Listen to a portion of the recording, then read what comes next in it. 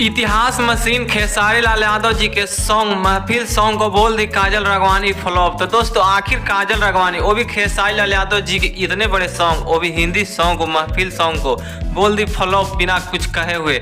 आखिर क्यों बोल दी इस तरह का बात, लेकिन बताएंगे आपको पूरे खबर की जानकारी वो भी पूरे डिटेल के माध्यम से कि आखिर काजल राघवानी इस तरह की बात वो भी खेसारी लाल यादव जी के महफिल सॉन्ग को क्यों बोली है। लेकिन उससे पहले अगर आप हमारे चैनल पर नए हैं तो वीडियो को लाइक कर चैनल को सब्सक्राइब जरूर करें और बिना समय लेते हुए आइए वीडियो को शुरू कर देते हैं। तो दोस्तों आपको बता देना चाहते हैं खेसारी लाल यादव जी का एक सॉन्ग जो कि सलीम सुलेमान यूट्यूब चैनल से कल ही रिलीज हुआ है और दोस्तों उसका व्यू जो काफ़ी ज़्यादा तेजी से वायरल होते हुए नजर आ रहा है। लेकिन दोस्तों उसी सॉन्ग को काजल राघवानी ने बोल दिया है फ्लॉप।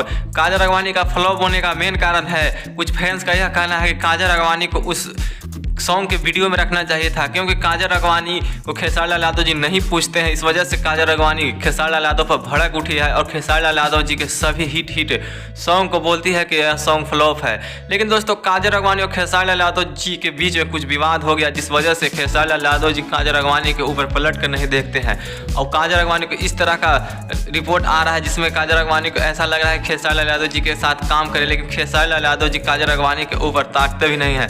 लेकिन दोस्तों आप क्या कहना चाहेंगे खेसारी लाल यादव जी के महफिल सॉन्ग के बारे में? क्या आपको भी फ्लॉप लगा या फिर अच्छा लगा? आप अपनी राय कमेंट बॉक्स में जरूर बताइएगा दोस्तों।